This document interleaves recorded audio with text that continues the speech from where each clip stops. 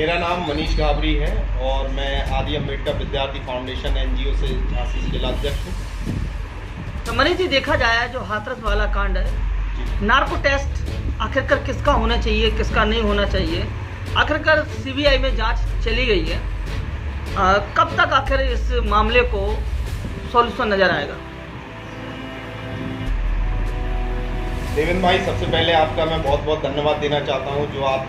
आज मेरे ऑफिस में मेरा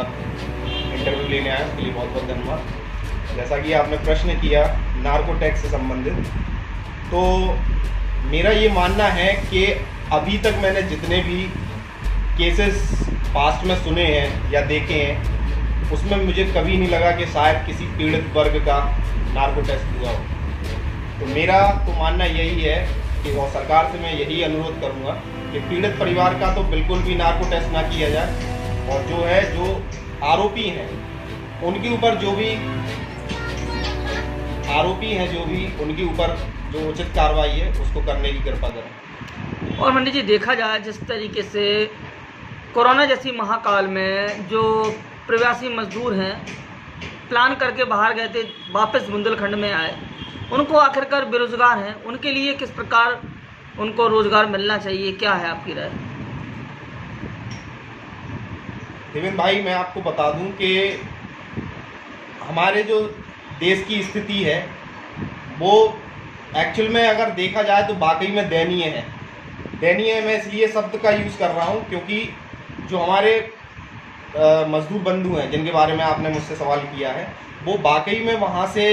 अपना जो कामकाज उनका चल रहा था कोरोना से पहले बेहतर स्थिति में थे, परंतु जैसे ही कोरोना काल आया उसके बाद वे अपने घर की तरफ मुड़े। उसके बाद से उनकी स्थिति बहुत बदतर हो गई। सरकार ने काफ़ी दावे भी किए कि भाई उनको वहाँ पे उनके सेल्फ के ज़िले में या स्वयं ज़िले में उनको रोज़गार दिया जाएगा, परंतु ऐसा नहीं हो पाया। क्योंकि मैं आपको एक और इस पर इंसिडेंट बताऊँ कि हाल ही में जो आपने देखा होगा इलाइट के पास मैंने बहुत सारी टैक्सियाँ देखी थी, काफ़ी लाइन से लगी हुई, और जब मैंने उस पर नंबर देखा तो उस पर MH नंबर डला हुआ था, यानी महाराष्ट्र का। तो मैंने उनसे पूछने की कोशिश की कि भाई ये यहाँ पे महाराष्ट्र की टैक्सियाँ ये लाइन से क्यों खड़ी? तो उन्होंने कहा कि भैया ये लॉकडाउन से पहले हम लोग, जब लॉकडाउन हुआ तो हम लोग अपने घर की तरफ लौट गए, और उसके बाद हमने सोचा कि भाई हमें वहाँ रोज़गार मिल जाएगा या हमारा पूरी जो भी प्रक्रिया है वो सुचारू रूप से चलती रहेगी, लेकिन वो ऐसा नहीं हो पाया और उनको मजबूरन अपने वहीं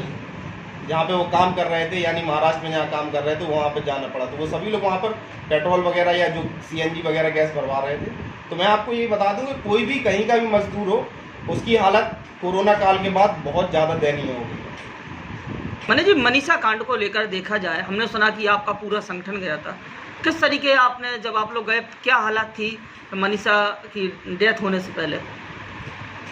जैसा कि आप सभी लोगों को पता है कि ये 14 सितंबर का मामला है, और जब ये मामला हो चुका और हमारे संगठन के संज्ञान में आया, ये हमारे NGO के संज्ञान में आया, तो हमारे NGO के प्रदेश अध्यक्ष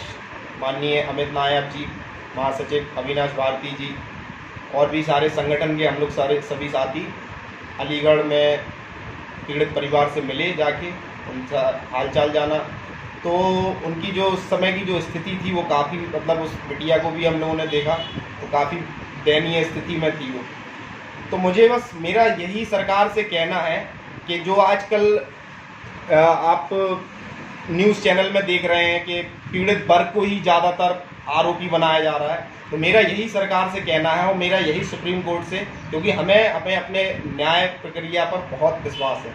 मैं अपने संविधान पर पूरा विश्वास करता हूं, मैं अपनी न्यायिक प्रक्रिया पर, सुप्रीम कोर्ट पर, देश की हर एक न्यायिक प्रक्रिया पर मैं विश्वास रखता हूं, और मुझे पूर्ण विश्वास है कि आरोपियों को सख्त से सख्त सजा भी मिलेगी। और जैसा कि सुप्रीम कोर्ट ने इसको अपने संज्ञान में लिया है, इसको बहुत अच्छे से वो टैली भी करेंगे और जल्द से जल्द आरोपियों को उनके अंजाम तक